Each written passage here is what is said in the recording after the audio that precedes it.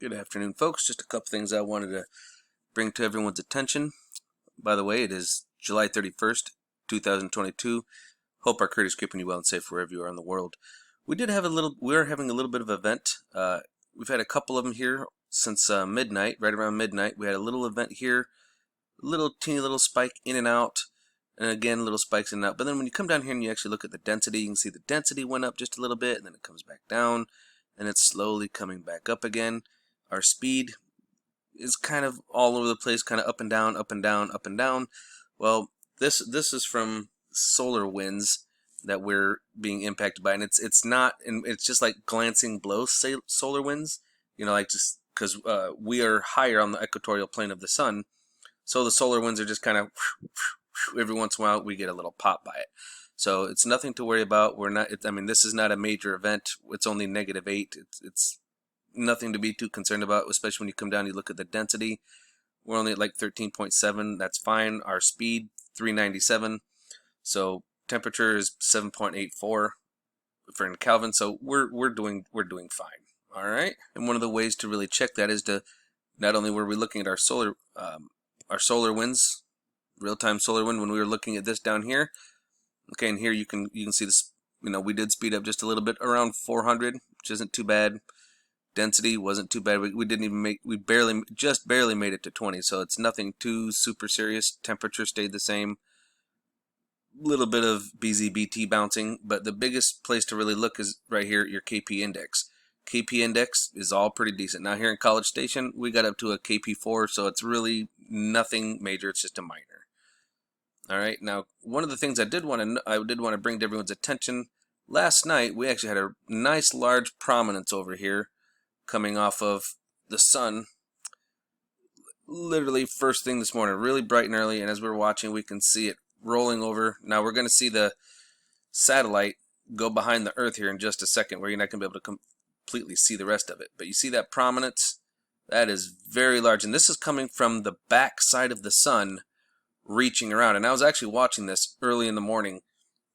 I think I was up till 2 a.m. watching this on the Go 16 to see if it was actually going to let loose and fling this big old chunk our direction, but eventually it actually ended up all getting recaptured. As you can see here, you can see it getting recaptured by the sun, and then here's the Earth coming in between the satellite and us because the way that it rotates. And then as we go, oh, looks like we might have seen a little friend there. What was that?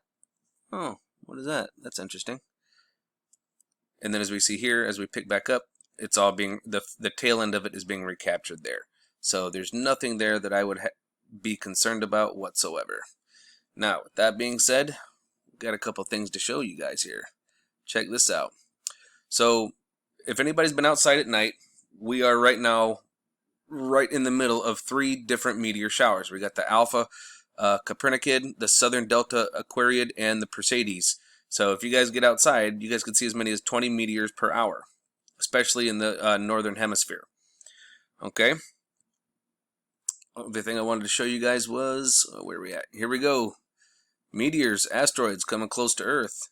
And this is what we're looking at. And I will be honest with you, this one for tomorrow is one that does actually have me concerned. It's going to be 3.6 times the distance between us and the moon. So one lunar, LD is lunar distance. So one lunar distance. So this one is 3.6 times that. But it's 39 meters in diameter. And it's traveling pretty slow at 8.4 kilometers per second. If they happen to be firing CERN up, it could draw this into us. And this one's got me concerned. These other ones, they can burn up in the atmosphere and just turn it into dust. But this one, when they start getting to 25 and bigger, that's when I start getting slightly concerned. So we'll have to keep our eyes out for that. Now, as many of you know, I have talked about this many a times. This next little topic we're going to talk about here. Obviously, we can see a craft. This is LASCO C2. Okay, you can come up here. You can see SOHO LASCO C2. Okay, now right here, we can obviously see a craft and his little trail of la la la behind him. But look at the craft behind it. See behind this one here? And you see the boom, boom, boom, boom, boom. That is called a pulse engine. Okay, now, some of y'all, oh, that's too Star Trek-y, that's baloney, right? Well, yes and no. If you start understanding that we live in a Star Trek reality, you'll start understanding something. Let me show you something here. This is today's space weather .com. The one that I showed you just a minute ago was from yesterday. Look at this here. This is a Chinese rocket. China's massive Long March 5B rocket booster returned to Earth July 30th. But when it went up, look at this. Boom, boom, boom, boom, boom, boom. That is a pulse engine. Okay, we have this technology, and we're seeing it in space. Now, just to kind of close down those non-believers, let me show you. All it takes is one quick little search. You start putting in pulse engine drive, and then all of a sudden here it is, ion pulse engine drive. It is a propulsion engine or ion thruster. This is what also pushes the TR3B. Okay, we've already got this technology. You can look this up. It's right here. It's on multiple different sites. The pulse engine drive. So we're seeing that China is using it. And we're also seeing it in space. Don't know exactly whose this is, whose craft that is, but nonetheless, there it is. Okay, and it was right here. Now, another thing to notice, right here, this coronal mass ejection is popping off. There is something right here. Look at that. You see it right here? Now watch, you see it coming out. You see the ball, and then you kind of see it continue to spin off as we continue on. You see that? Very nice. Oh, look, and there's a craft right there. And as we take a look at this a different craft, this is a different time from what I just showed you. Let me move forward one more. Here is another pulse engine drive, and there's the craft right here, Lasco C2. See him here? And you can see the boom, boom, boom, boom. Now, I don't know what this was right here. I don't know if this is a meteor or another craft, but you can clearly see the pulse engine pulsating. So, when I say that we live in a Star Trek reality, that's actually more accurate than you can imagine, unless you can actually start to really accept that. I mean, look at our technology today. A lot of the stuff that we have today is from Star Trek. I mean, when they'd pull out their comms and they'd speak to somebody, what do you think we're doing with our phones? I mean, cell phones were invented because of that. Same ordeal, same technology. Med beds, even a lot of stuff in medical stuff that we have, same ordeal. Oh, look at this. This guy is over here, and then the next 12 minutes later, he's over here. Same craft. Look at that. Pretty neat stuff, folks.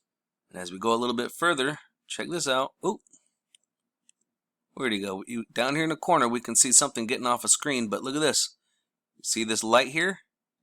And right here's a Borg cube. You can see 1, 2, 3, 4 cubes here. He's bending the light. See how he bent the light? Now look at the whole screen. Looks like it's holding still because he's bending the light.